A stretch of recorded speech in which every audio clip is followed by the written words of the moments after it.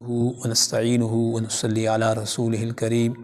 اما بعد اعوذ باللہ من الشیطان الرجیم بسم اللہ الرحمن الرحیم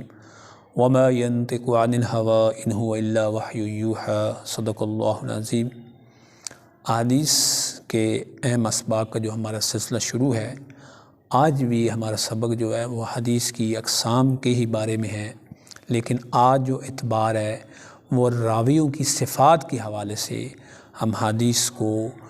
کتنی اقسام میں تقسیم کرتے ہیں۔ اس سے پہلے ہم کچھ اس کے بارے میں پڑھ چکے ہیں، لیکن خاص طور پر جو لوگ ایم اے اسلامک اسٹڈی کر رہے ہیں ان کے حوالے سے یہ سبق بڑا ہی مفید ہونے والا ہے،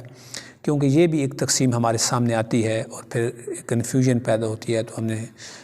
یہ بات سمجھی کہ یہ بھی ضروری ہے کہ اس حوالے سے بھی جو ہمارے پاس تقسیم ہے اس کو مزید ایکسپلین کر دیا جائے کہ حدیث کی جو اقسام ہے راویوں کی صفات کے حوالے سے وہ ہمارے پاس 4 اقسام ہے۔ ایک ہمارے پاس صحیح لذاتی ہی ہے، اور ایک ہمارے پاس حسن لذاتی ہی ہے، اور ایک ضعیف ہے۔ اس کی ہمارے پاس 5 اقسام ہیں صفات کے حوالے سے۔ ایک صحیح لذاتی ہی نمبر 1، نمبر 2 حسن لذاتی ہی، نمبر 3 ضعیف حدیث، نمبر 4 صحیح لغیر ہی اور حسن لغیر ہی۔ آج ہم دیکھیں گے کہ ان 5 میں جو ہمارے پاس حدیث کی اقسام ہے راویوں کی صفات کے حوالے سے ان میں کیا قسم ہے۔ سب سے پہلے ہمارے پاس صحیح، جس کو ہم صرف صحیح حدیث بھی کہہ دیں، اور اس پر ہمارے پہلے ایک سبق ہو چکا ہے کہ صحیح حدیث وہ ہوتی ہے جو 4 شرطیں پوری کرتی ہے۔ ہمارے پاس شرائط ہیں اس کی، 4 شرطیں نہیں، جو شرائط ہیں حدیث کی جو محدثین، ایک اتصال سند ہو، راوی عادل ہوں، یعنی ان کا حافظہ جو ہے وہ ثبت ہو، اس میں کوئی شذوذ نہ ہو، اس حدیث میں کوئی علت نہ ہو، تو وہ صحیح حدیث ہوتی ہے، اور اسی کو ہم صحیح لذاتی ہی کہہ دیتے ہیں۔ اب راویوں کی روایت کے حوالے سے ہمارے پاس حدیث کی جو دوسری قسم ہے وہ حسن لذاتی، اور اس کو بھی ہم نے پہلے پڑھ چکے ہیں کہ ایسی صحیح حدیث جس میں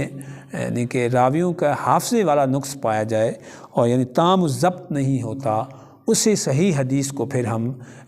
حسن لذاتی ہی کی کیٹیگری میں فال کرتے ہیں۔ تو یہ ہمارے پاس یہ فرق ہے صحیح حدیث اور حسن حدیث کا، کہ اس میں ساری شرائط پائی جاتی ہیں، یعنی کہ جو ہمارے صحیح حدیث کی شرائط ہیں، جبکہ حسن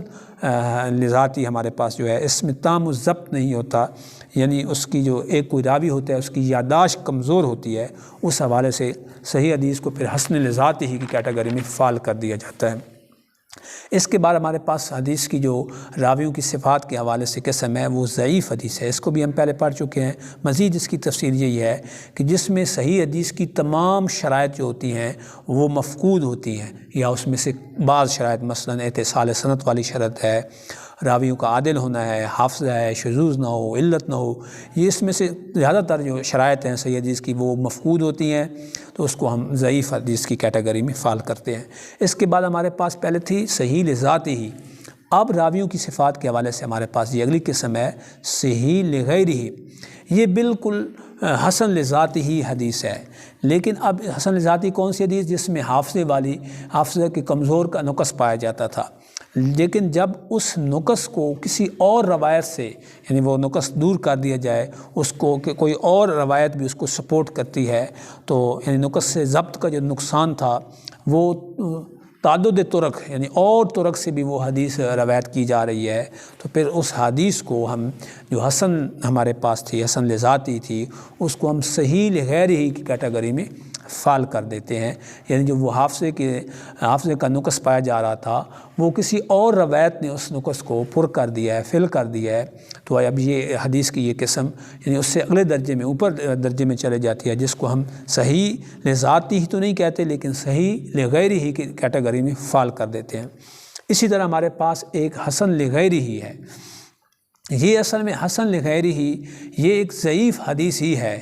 یعنی یہ بات کا سمجھنا بڑا ضروری ہے کہ حسن لغیری صحیح ہمارے پاس ضعیف حدیث ہے، لیکن اس میں جو نقص پایا جا رہا تھا یعنی صحیح حدیث کے، لیکن اس ضعیف حدیث کو اور تعدد طرق سے پورا کیا گیا، یعنی اور کئی ہمارے پاس راوی تھے جنہوں نے اس حدیث کو روایت کیا، اور پھر وہ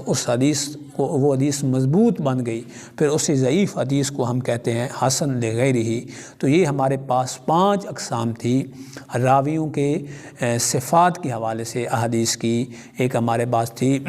ہمارے پاس صحیح لذات ہی، پھر ہمارے پاس تھی جی دوسری حسن لذات ہی، پھر ہمارے پاس ضعیف حدیث، پھر ہمارے پاس صحیح لغیر ہی، اور پھر حسن لغیر ہی۔ تو یہ ہمارے پاس اس میں چھوٹے چھوٹے فرق تھے جن کا سمجھنا اور سمجھنا بہت ضروری تھا۔ امید ہے آج کے اس سبق سے بھی ہماری دین فہمی اور حدیث فہمی میں اضافہ ہوگا۔ سبحان ربک رب العزت عما یصفون وسلام علی المرسلین والحمد للہ۔